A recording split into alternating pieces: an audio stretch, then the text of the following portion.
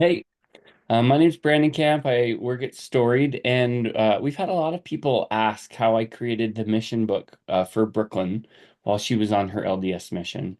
And so I thought I'd just record a quick short video that shows you how easy this is to do on the Storied platform. So I'm going to share my screen here real quick and we'll get started. All right. So over here on the left, I have an email that my son Dallin sent me. He's on a mission in Atlanta, Georgia, currently in Phoenix City, I think Alabama, right on the border, working in Georgia. Anyway, he sent home an email. Every Monday, we get an email from Dallin. And so what I do is I actually just come into Gmail here, and you'll see he's titled it Capítulo 2. He's Spanish speaking. And I can copy the text out of this email real quick. Okay. Now I've logged in over here on Storied. I actually created a Storied account for Dallin so that these stories could look like they're published from him and his account. You can do it from your own Storied account, and I'll show you what that looks like in a minute. I'm just going to go ahead and tell a story. What I do is I take the subject line from the email. So in this case, it's called Chapter 2. I know where he's currently serving, so I'll put that in here as well. Phoenix City, Russell, Alabama. And then I put the date that the email was sent, in this case, March 17th, 2025. And then I'll come in here and I'll just paste the text. Now I can clean it up a little bit. Maybe I want there to be, a little bit of formatting here. You'll see, I have Grammarly installed, so it's picking up on some opportunities for grammar improvement. Since this is Dallin's and it's his email, I'm actually just going to leave that alone, so that we have a better perspective on what it was that he actually sent. Gonna finish highlighting these days here. He's been doing these emails where he'll write it in a scripture style, which has been kind of fun. All right. All right. So I've got the highlighting done. I've got the title, the place he's serving, and the month. And then at the bottom of each email, he'll actually send us a few photos home. And so all I have to do is come over here. I can download the photos. Come on. It's thinking about it, I think. I had my meeting controls here. There we go. Okay. And so they're now on my machine. So I can go open the folder, pull it over here. I unzip the photos and I just click and drag. So I'll highlight the photos, I'll pull them over onto here, and you'll see it uploads the pictures, right? And then I have an opportunity to decide which photos I want to show up as a part of the book, and then which ones I want to be accessible through the QR code. So I'm gonna go ahead and put this picture in the first slot right here, and then this one looks similar. So I will probably maybe I guess take this group shot in slot 2, zone conference. Right now, if I want to, I can go and resize the image. I can crop it, but both of these actually fit in very nicely with what I was trying to do. So with that, I'm ready to go. I can click next. All right. And I can choose who the author is. So even if I was publishing this on my storied account, I can still put Dallin in as the author. It's going to go out to the shared family tree that we have, and it's going to attach this story to our family tree as well. So his kids and his grandkids, when they're doing their family history, they can come and look at Dad, and they'll have a weekly story from him on his mission attached. And then I can put who's in this story, right? In this case, Dallin obviously is. I could put his companion in here if I wanted to, right? He's serving with another Yak. Um, I could put in, it looks like there's a baptism. I could put in the names of people that he's baptized, and we can graph those people into this family tree.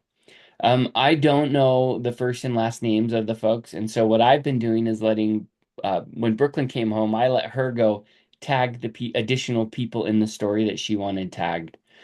And so I'm going to leave just down in here for now, right? And then I can choose who receives this or what kind of access this has.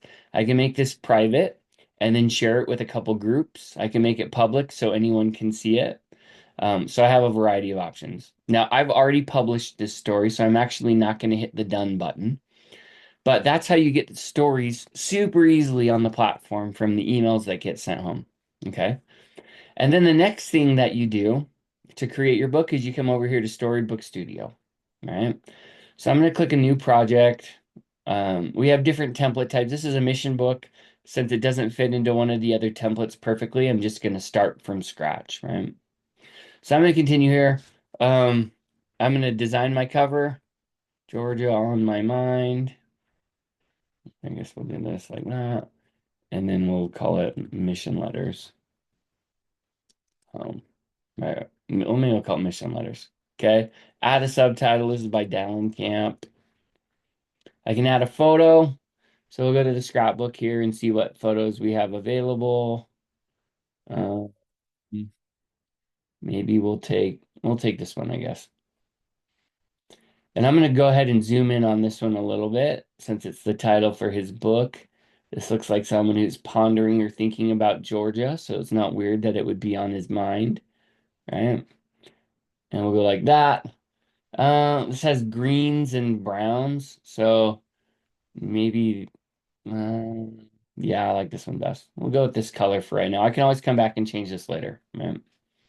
So hit continue here, and then I'm going to get a list of stories that are published on this account, right? So if I want to, I can go add a story, add from my stories, and you'll see here the different mission letters that Dallin has sent home, and I can look at the dates that he sent them home, right? So all I have to do is come in and select the stories that I want in my book. Looks like right down to there. These are his mission letters so far, and I click done. Okay, and there you have it. I have all of the mission letters home, and I have it in a book format. I can come back and look at any one of these stories if I want to.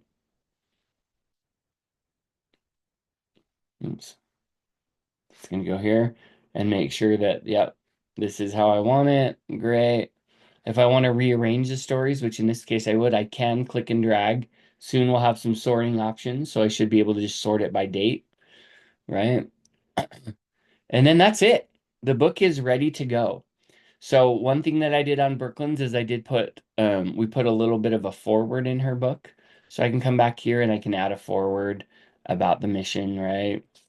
This is a collection of mission memories.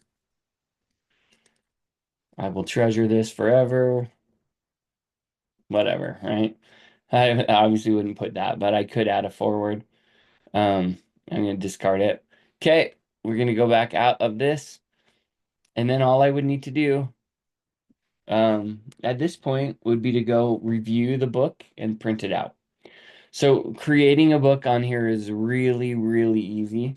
You can see the finished product right here. So this is Brooklyn's mission book that we kind of showed off at Roots Tech. And what's cool is inside the book, let's see if I can get a good one. Right? We have a couple pictures from each week that she sent stuff home, and then the letter that she wrote home. And then at the bottom, there's a QR code. And you notice on this QR code, there's a little symbol next to it. That lets the reader know that there are additional photos to see. So if I were to scan that QR code on my mobile phone, it'll take me to the story, and I can look at all of the photos that she sent home that week. And this has become a really, really awesome way for her to remember her mission and the people that she interacted with. And it's been a fun book for siblings to go back and look through as well. So creating a mission book is super awesome, super easy. And I hope this video helps you kind of see how to make that happen.